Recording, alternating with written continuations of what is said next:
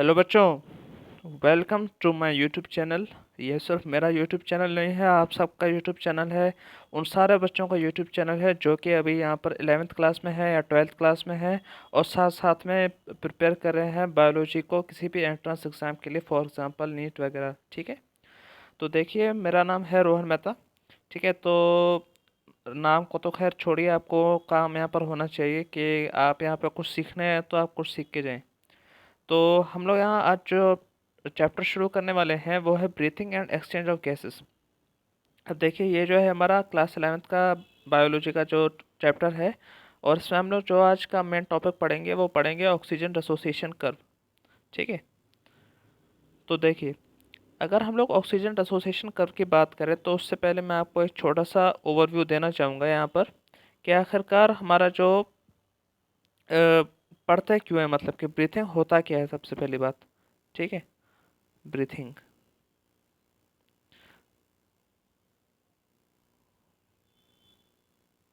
Breathing ठीक है, breathing होता क्या है। देखो ब्रीथिंग में सबसे पहली बात, हमारा जो बॉडी में देखो एक एक जो है प्रोसेस चलता है हमारा, मतलब कि हम लोग अगर सरल सी भाषा भाषा में मैं आपको समझाऊं तो ऑक्सीजन को हम लोग क्या करते हैं, अंदर लेते हैं, और CO2 को क्या करते हैं, बाहर छोड़ते हैं।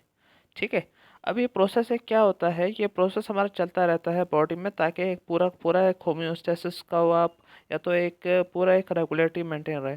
ठीक है, अब अगर हम लोग बात करें कि आखिरकार ये प्रोसेस होता है कैसे, ऑक्सीजन कैसे आता है हमारे बॉडी में, कैसे मतलब कि वर्क करता है अंदर, कैसे कैसे किस किस फॉर्म में ट्रांसपोर्ट हो सकता है ब्लड के थ्रू। ठीक है, और जो हमारा CO2 है वो कैसे लंग्स से जो है बाहर निकलेगा, कैसे हमारे बॉडी से CO2 बाहर निकलेगा, किस फॉर्म में बाहर निकलेगा। ठीक है, इन इन सब के बारे में अभी हम लोग आते हैं। देखो गैसेस की अगर हम लोग बात करें तो दो तरह की गैसेस निकलती हैं, हम लोगों ने जैसे अभी पढ़ा था। एक तो है हमारी कौन सी गैस, O2 गैस, और एक है हमारी कौन सी, CO2 गैस। ठीक है, O2 एंड CO2। अगर हम लोग बात करें यहाँ पर तो मेन हमारा जो मीडियम होता है इन O2 का और CO2 के ट्रांसपोर्ट का वो होता है blood. Blood is the medium of transport of oxygen and CO2। ठीक है, ये तो हमारा पहला पॉइंट। और दूसरा जो हमारा पॉइंट आता है वो आता है कि अबाउट 97%, मैंने यहाँ पे हाईलाइट करके रखा हुआ है, about 97% of oxygen is transported by RBC in the blood. ठीक है, मतलब क्या हुआ, जो हमारे ब्लड में RBC होते हैं, RBC का मतलब रेड ब्लड सेल्स, वो क्या करते हैं, 97% ऑफ ऑक्सीजन को ट्रांसपोर्ट करते हैं। ठीक है, ट्रांसपोर्ट कैसे करेंगे, कहाँ करेंगे, वो सब मैकेनिज्म पूरा आपको अभी आगे समझाया जाएगा। और बाकी का जो रिमेनिंग 3% होता है ऑक्सीजन का, वो किससे कैसे ट्रांसपोर्ट होगा, वो ट्रांसपोर्ट होता है डिजॉल्व स्टेट में। कौन से स्टेट में, डिजॉल्व स्टेट में। अब भैया ये डिजॉल्व कहाँ होता है, ये डिजॉल्व होता है हमारा प्लाज्मा में। देखो अगर हम लोग बात करें यहाँ पर जो हमारा ब्लड रहता है ना, ठीक है, अब ब्लड में क्या क्या होता है, देखो ब्लड में एक तो हमारे पहले बात तो होता है प्लाज्मा।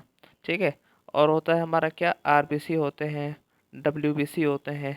ठीक है, अब ये प्लाज्मा जो होता है, प्लाज्मा मतलब कि एक मैक्सिमम अमाउंट में पाया जाता है हमारे ब्लड में।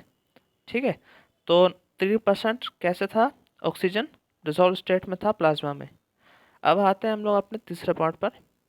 तीसरा पॉइंट क्या कहता है, जो CO2 है वो 20 से 25% क्या कर रहा है, वो ट्रांसपोर्ट हो रहा है RBC से। ठीक है, whereas 70% of it is carried has a bicarbonate.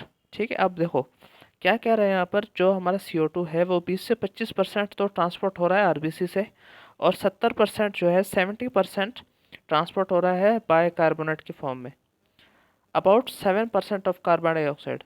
ठीक है, about 5 to 7% of carbon dioxide is carried in a dissolve state through a plasma. मतलब कि 5 से 7% जो कार्बन डाइऑक्साइड है वो कैसे ट्रांसपोर्ट होगा, डिजॉल्व स्टेट में होगा प्लाज्मा में। ठीक है, अब देखो अगर हम लोग यहाँ पर आज का जो हमारा टॉपिक था वो यही था कि ऑक्सीजन डिसोसिएशन कर्व। अब ऑक्सीजन डिसोसिएशन कर्व में क्या हम लोग देखते हैं कि हमारा जो ऑक्सीजन है वो आखिरकार ट्रांसपोर्ट कैसे हो रहा है। ठीक है, जैसे कि अभी हम मैंने आपको लास्ट स्लाइड में बताया भी था यहाँ पर कि यहाँ पर देखो 97% हो रहा है, 3% हो रहा है RBC में हो रहा है, और जो 3% था वो हो रहा था dissolve state through the plasma में। अभी कैसे हो रहा है वो उसको हम लोग आगे अभी देखते हैं। देखिए, अगर हम लोग बात करें यहाँ पर ऑक्सीजन की, तो ऑक्सीजन पॉइंट वाइज चलते हैं यहाँ पर हम लोग।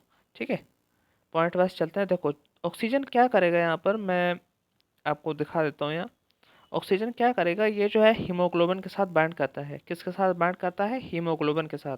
कैसे बाइंड करता है? एक रिवर्सिबल मैनर में। रिवर्सिबल मैनर का मतलब ये हुआ कि अगर एक ऑक्सीजन, ठीक है, वो हीमोग्लोबिन के साथ बाइंड हुआ तो क्या करेगा, मतलब कि वो वापस ऐसा नहीं है कि उसके साथ बाइंड हो गया तो अब वो अलग नहीं होंगे। ठीक है, अगर ऑक्सीजन हीमोग्लोबिन के साथ बाइंड हुआ तो वो अलग नहीं होंगे, नहीं, ऐसा नहीं है। वो क्या होगा, वापस जो है हट भी सकता है। अगर हम लोग ऑक्सीजन और हीमोग्लोबिन को हटाना चाहें एक दूसरे से तो वो हट भी सकते हैं। ठीक है, तो यहाँ पर इसीलिए जो गौर फरमाने की बात है वो है रिवर्सिबल मैनर। ठीक है, अभी दोनों जब बाइंड करेंगे तो क्या बनेगा? Oxy haemoglobin. ठीक है, अब जो दूसरा इसका पॉइंट आता है वो आता है कि each haemoglobin molecule can carry a maximum of 4 molecule of O2। मतलब कि जो एक हमारा हीमोग्लोबिन है वो क्या कर सकता है? मैक्सिमम 4 मॉलिक्यूल ऑफ ऑक्सीजन को कैरी कर सकता है। ठीक है, अब देखो यहाँ पर जो इसका तीसरा पार्ट है वो ये है, binding of oxygen with haemoglobin is primarily related to partial pressure of oxygen. मतलब अब देखो मैंने आपको पहले पॉइंट में ये बताया था कि जो ऑक्सीजन है वो बाइंड कर रहा है किसके साथ? हीमोग्लोबिन के साथ। लेकिन ऑक्सीजन हीमोग्लोबिन के साथ बाइंड कैसे करेगा? देखो यहाँ पे बताया है कि ऑक्सीजन हीमोग्लोबिन के साथ बाइंड कैसे करेगा, वो पूरा पूरा हमारा जो है डिपेंड करता है कि आखिरकार पार्शियल प्रेशर कितना है ऑक्सीजन का। ठीक है, पार्शियल प्रेशर बोलते हैं, और कहीं कहीं आपको ये चीज़ आपको दिखी हुई मिलेगी PO2 के फॉर्म में। ठीक है, अब देखो बाद में जो अगला पॉइंट आता है हमारा वो है partial pressure of CO2, hydrogen ion concentration and temperature are the other factor which can interfere with this binding. मतलब कि जो ऑक्सीजन है ना, वो अब देखो हीमोग्लोबिन के साथ बाइंड कर रहा है। ठीक है, अब यहाँ पर हम लोगों ने कहा कि ऑक्सीजन जो जब हीमोग्लोबिन के साथ बाइंड कर रहा है तो पार्शियल प्रेशर ऑफ ऑक्सीजन में डिपेंड कर रहा है वो। लेकिन उसके साथ साथ पार्शियल प्रेशर ऑफ CO2, मैं यहाँ पे लिख लेता हूँ आपके लिए। ठीक है, partial pressure of CO2, partial pressure of CO2, hydrogen ion concentration और टेम्परेचर। ठीक है, मतलब कि हमारा जो हाइड्रोजन आयन है, H+ आयन है, ठीक है, उसके मतलब कितनी मात्रा है, कितनी कॉन्सेंट्रेशन है, और साथ साथ में टेम्परेचर। ये तीन चार ऐसे फैक्टर होते हैं जो कि और क्या करते हैं, डिपेंड करते हैं कि आखिरकार जो ऑक्सीजन है वो हीमोग्लोबिन के साथ बाइंड करेगा, कितना करेगा, कम करेगा, ज़्यादा करेगा। ठीक है, अब जब हम लोग इन सब चीज़ों को देखते हैं ना, तो एक जो है सिग्मॉइड कर्व बनता है। क्या बनता है? सिग्मॉइड कर्व बनता है जब हम लोग क्या देखते हैं, परसेंटेज सेचुरेशन ऑफ हीमोग्लोबिन। मतलब कि एक हीमोग्लोबिन पे आखिरकार कितने हद तक, ठीक है, कितने हद तक ऑक्सीजन उसके साथ बाइंड कर सकता है। ठीक है, और plotted against the partial pressure of O2। मतलब कि एक ग्राफ हमारा बनेगा जिसपे हमारा क्या होगा, percentage saturation of haemoglobin with oxygen को प्लॉट हम लोग करेंगे किसके साथ? पार्शियल प्रेशर ऑफ ऑक्सीजन के साथ। तो उसी कर्व को हम लोग क्या कहते हैं? Oxygen association curve.